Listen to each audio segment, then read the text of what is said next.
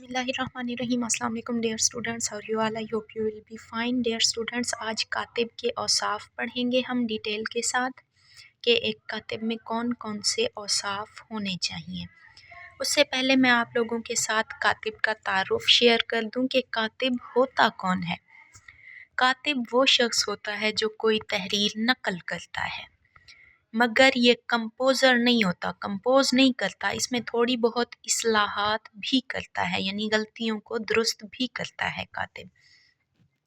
कातिब किसी भी तहरीर को खुशखती, सफाई और तरतीब के साथ तहरीर करता है। ये वो शख्स होता है जो किताबें, दस्तावेज़ात, सरकारी रिकॉर्ड या मखतूतात नकल करता है।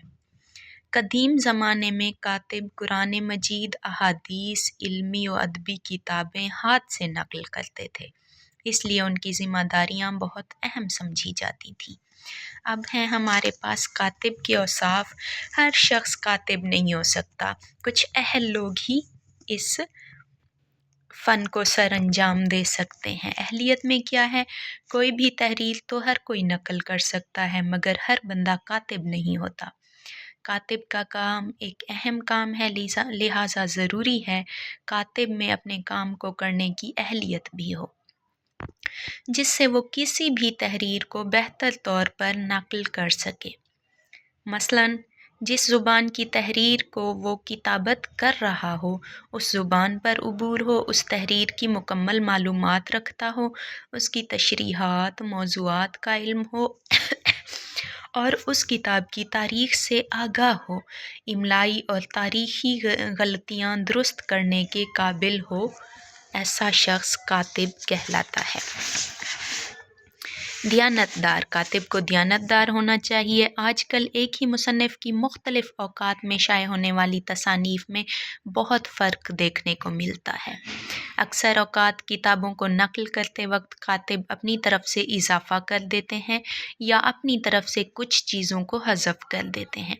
इसलिए अच्छे कातिब की ये खूबी है कि वो दियानतदार हो, ताकि उसे भी तहरीर नक़ल करने के लिए जो तहरीर दी जाए वो उसे अमानत समझ कर नक़ल करें। हिस्से जमालियात, कातिब को चाहिए कि वो किताब की तमाम ज़ाहिरी और फ़नी खूबियों का ख़याल रखे, ताकि वो किताब अपनी खूबसूरती की वजह से भी कारी को अपनी तरफ मुतवज्जे करे। इसलिए कातिब को चाहिए कि वो किताब को देखने, पढ़ने और समझने के लिए खूबसूरत अंदाज़ दे। मसलन मतन साफ़ हो, वाज़े और दीदा ज़ेब हो। ऐसा कागज़ इस्तेमाल हो जो आँखों पर असरअंदाज ना हो। कुछ कागज़ ऐसे होते हैं ना कि किताब को देख के चुभन महसूस होती है आँखों को, ऐसा कागज़ इस्तेमाल नहीं करना चाहिए, ताकि डिटेल से किताब को पढ़ा तो जा सके। हाशिए, सत्रों का तवाज़ुन और पैराग्राफ की तरतीब मुनासिब हो। सरे वर्क का डिज़ाइन, रंगों का इंतखाब और उन्वान की पेशकश दिलफरेब हो, ताकि पढ़ने में आसान और मुनासिब। फ़ॉन्ट साइज़ इस्तेमाल हो ताकि पढ़ने में आसानी हो। उन्वानात और ज़ैली उन्वानात वाज़े और मुनज़्ज़म हों। अलामात और रमूज़ औक़ाफ़ का दुरुस्त और मुतवाज़िन इस्तेमाल हो।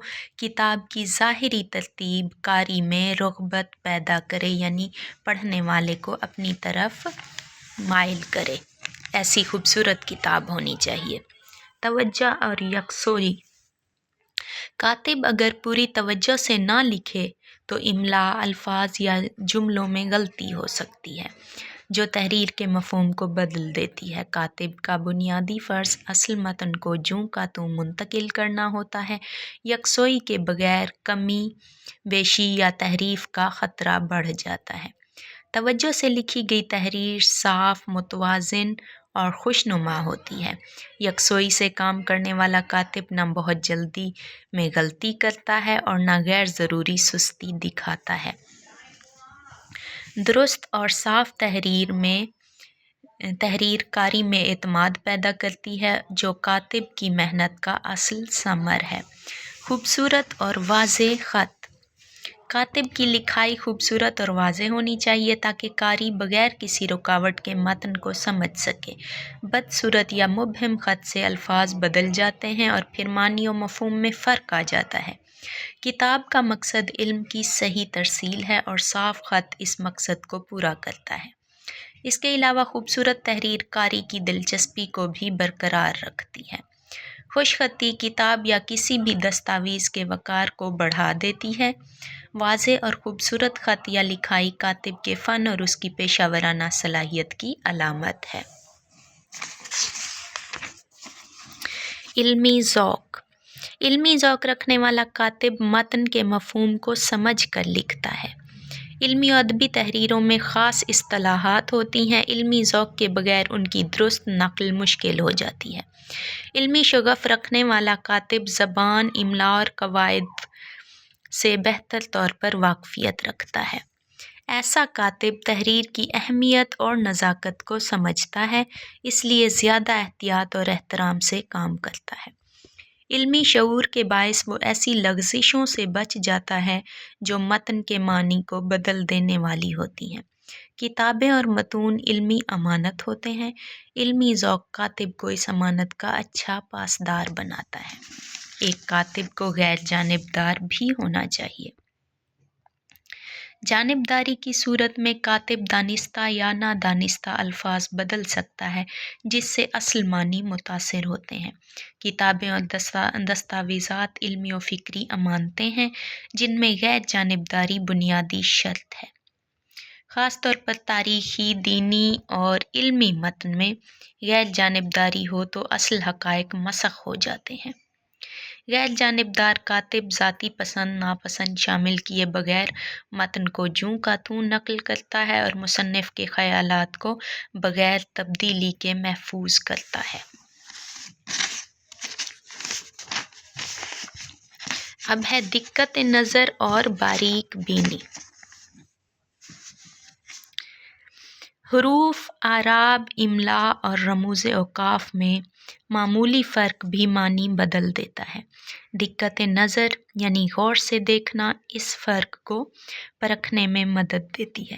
باریک بینی سے لکھنے والا کاتب نقل کے دوران ہونے والی چھوٹی چھوٹی غلطیوں کو فوراً بھانپ لیتا ہے اور انہیں درست کرتا ہے۔ قدیم یا مشکل متن میں معمولی لغزش بھی تحریف کا باعث بن جاتی ہے۔ اس لیے سطروں کی سیدھ، فاصلوں کی برابری اور حروف کی بناوٹ دقت نظر کے بغیر ممکن نہیں۔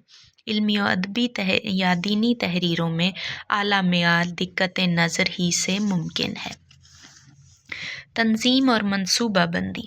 کاتب کو لکھتے وقت الفاظ، جملوں اور پیراگراف کی درست ترتیب کا خاص خیال رکھنا ہوگا۔ کاتب اکثر طویل مواد یا حساس دستاویزات لکھتا ہے۔ منصوبہ بندی سے یہ یقینی بنایا جا سکتا ہے کہ کوئی حصہ چھوٹ نہ جائے اور تمام مواد مکمل اور درست ہو۔ اگر کاتب بغیر منصوبہ بندی کے کام کرے گا تو اس سے غلطیاں ہوں گی اور بار بار درست کرنے کی اسے ضرورت پڑے گی۔ تنظیم اور منصوبہ بندی سے وقت بھی بچتا ہے اور کام مؤثر طریقے سے سرانجام پاتا ہے۔ یہاں تک تھے کاتب کے اوصاف۔ کاتب کا تعارف بھی میں نے آپ سے شیئر کر دیا، کاتب کے اوصاف بھی ڈیٹیل کے ساتھ آپ کے ساتھ شیئر کر دیے۔